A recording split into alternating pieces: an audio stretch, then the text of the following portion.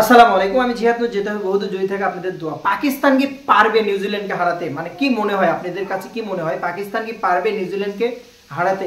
Tree nation series শেষে পাকিস্তান কিন্তু ভাই জাতা অবস্থা হয়েছে, এবং আপনি যদি ব্যাটিং লাইন বলেন পাকিস্তানের অবস্থা খুবই খারাপ, খুবই কঠিন একটা অবস্থা।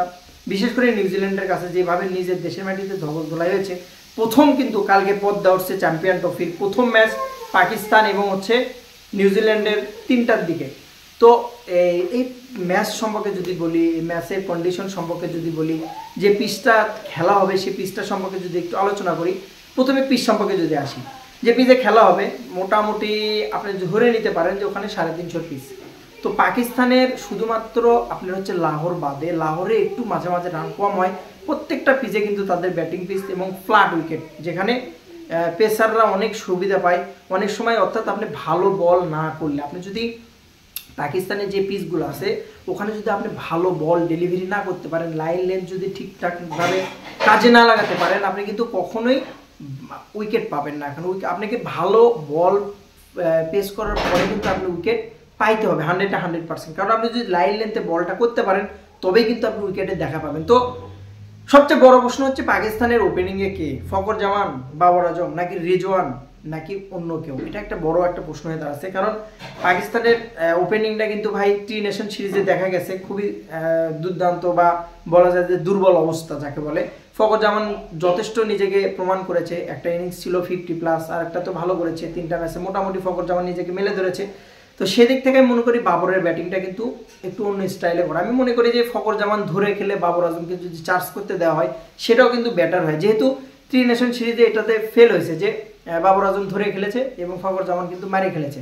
তো আমি মনে করি যে একটু যদি অন্য কিছু করা যায় পাকিস্তানে, সেটা কিন্তু অনেকটাই বেটার হবে। তবে নিউজিল্যান্ডের যে একটা টিম ভাই, এই টিমটা কিন্তু চমক দেওয়ার মতো টিম, এবং বলা চলে যদি বলা যায় যে আন্ডারডগ যাকে বলে, সেইটা যদি থাকে একমাত্র নিউজিল্যান্ডের পক্ষে কিন্তু ভাই অনেক কিছু করে। যে টিমটা নিউজিল্যান্ড নিয়ে আসে, আপনি ব্যাটিং লাইন যদি বলেন, মিডল অর্ডারটা যদি দেখেন, আমি মনে করি চ্যাম্পিয়ন ট্রফির যতগুলো টিম আছে তার ভিতরে মিডল অর্ডার সবচেয়ে বেস্ট ইন্ডিয়ার পরে যদি আমি মনে করি সেটা হচ্ছে যে নিউজিল্যান্ডের। কেন উইলিয়ামসন যদি ঠিকঠাকভাবে দাঁড়িয়ে যায় ভাই, তাকে কিন্তু 50 আপনি মিস করাতে পারবেন না, 100% 50 পারবে।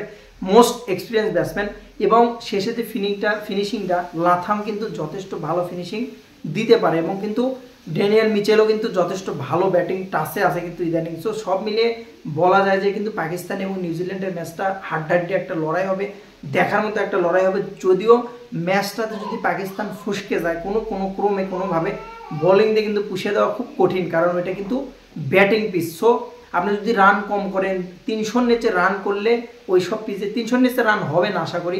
আপনি যদি এমনি নর্মালিও যদি ওই সব পিচে খেলেন, একটু যদি দাঁড়িয়ে থেকে খেলেন, 350 রান নর্মালি হবে।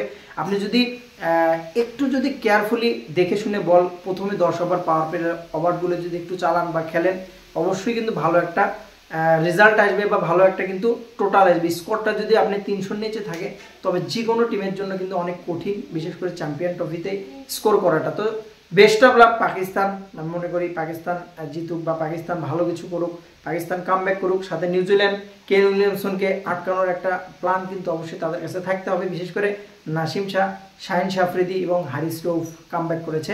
সো তাদেরকে কিন্তু অবশ্যই প্ল্যানে নিয়ে আসতে হবে যে কীভাবে কামব্যাক করানো যায়। এবং এই নিউজিল্যান্ডকে ট্রি নেশন সিরিজে কিন্তু হারাইছে, সেই নিউজিল্যান্ড কী করে কামব্যাক করে আবার ফিরে আসা যায় প্রথম চ্যাম্পিয়ন ট্রফির প্রথম ম্যাচ কালকে। দেখা যাক। বেস্ট অফ লাক, ভালো থাকুন।